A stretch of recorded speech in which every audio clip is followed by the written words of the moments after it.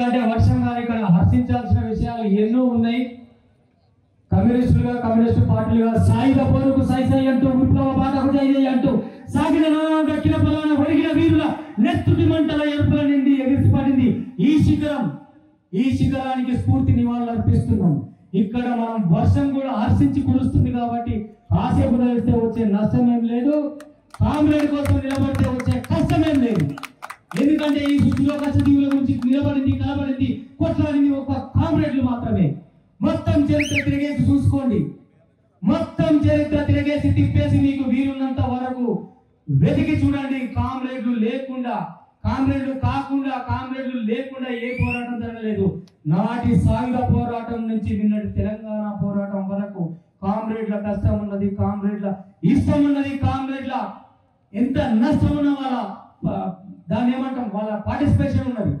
అందుకోసం మనం ఈ 4 చినుకులకు వెనకపోతే ఇప్పుడు చూడబోయే తెలంగాణ సాయుధ పోరాట రేఖామాత్ర చిత్రాన్ని ఎట్లా చూడగలుగుతాం?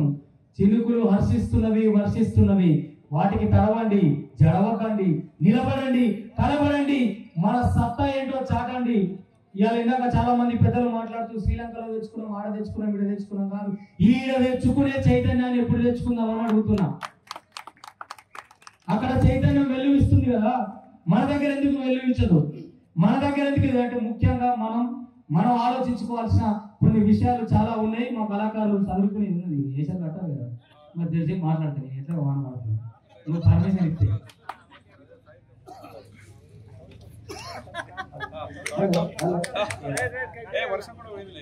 వర్షం అయి చూసిరా మళ్ళా ఎవరు అట్లుంటది. ఇప్పుడు మొదలు పెడతాం. ఇక ఇందాక ఎమోషన్ ఏం మాట్లాడింది నాకు కూడా రన్నింగ్ బస్ ఎక్కినట్టు వెళ్ళిపోయినా దొరకదా. ఇక ఇప్పుడు సాలుకొద్దాం. చరిత్రకు సవాలు ఇంకా జగన్ ముట్టని మనవాదాన్ని యాసిడ్తో కడిగేందుకు సిద్ధమయ్యాం. పుట్టుకే ప్రమాదమైన మనుషులము. బ్యాన్ చేతి మీకు ప్రమాదం అవుడు ఎంతసేపురా? దరిద్రంగా ఉంటే ప్రతి దళిత బిడ్డలను అవమానపులోని కులం పేర వంచి ప్రతిరోజు అవమానిస్తారు కదరా. అవమానసలై తిరిగిరా మా దళిత వాళ్ళ చుట్టూ. గాడు మాలోడు, గీడు మాదిగోడు, గాడు డక్కలోడు, గీడు కిచ్చిందోడు. గివారా మా పేర్లు? అందరూ అమ్మకే పుట్టిన లెక్క ఏ పురాణాలు శాస్త్రాలు రాసినాయి బిడ్డ? కులం పేరు పెట్టి వెళ్ళేసిరి, గొడ్డులు కోసినట్టు కోసి ముక్కలు ఎండబెట్టి మ్యూజియంలో పెట్టాలి. ఒకప్పుడు కిసంటోళ్ళు కూడా ఉండే అని చరిత్ర చెప్పేటందుకు. కొడుక బట్టలు నీకు సగమేనాయి, నాకు సగమేనాయి. నువ్వు బాపనోని ఎట్లయితే, నేను బరివాతలు ఎట్లయితే. అగ్రకులం అడుగడుగున పల్లేరు ఉండై అరికాళ్ళను జల్లడం వచ్చే ముచ్చట ఏ గ్రంథంలో చెప్పిరు తాత? ఏహే ఇక ఆగేది లేదు, లేస్తుంది. ఎవరు? కమ్యూనిస్టు బలగమంతా లేస్తుంది, అడుగుతుంది, నిలబెడుతుంది, కలబడుతుంది. మన తప్పులు మనం చూసుకోవాలి, ఎదుటూరు తప్పులు చెప్పాలి.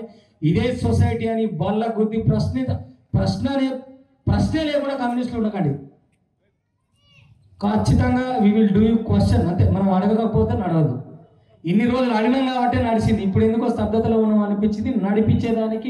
నడిచేదానికి ముందలు ఉండాలని ఇందాక చూసి బూతులాపురం నాటిక రాసిన. ఇవాళ నర్ర నాగవరెడ్డి గారు, పుచ్చలపల్లి సుందరయ్య గారు ఇట్లాంటి వాళ్ళు చట్టసభల్లో ఉన్నప్పుడు అధ్యక్ష అని పద్ధతిగా ప్రజల సమస్యలు మాత్రమే చెప్పేటోళ్ళు. ఇప్పుడు ఆయన అంటాడట, నేను పడవేటి తొక్కుతా, పేగులు తీస్తా. మాకు తెలుసు అధ్యక్ష, పాలు అమ్మినా, పువ్వులు అమ్మినా, అయ్యేటి కాకరకాయలు అమ్మినా, గోకరకాయ. ఎవరు చెప్తారా మీరంతా? ఎక్కడికంతా యా నుంచి వచ్చిరు మీరు? తెలంగాణ పీకనీకి వచ్చిరా? ప్రిపేర్ అయి రాకపోతే అంటాడు ఒక ఆయన. ఏమైనా మీరు మాట్లాడతారు, మరి మీరు మాట్లాడింది ఎవడన్నా టీవీల ముందర మాట్లాడతారు, ఆయన బూతులు మాట్లాడుతున్నట్టారు. మీరు చట్టసభలో మాట్లాడుతున్నప్పుడు మా పోరాగాలు ఏం తెలుసుకుంటారు? అందుకనే ఆ నాటక రాసిన.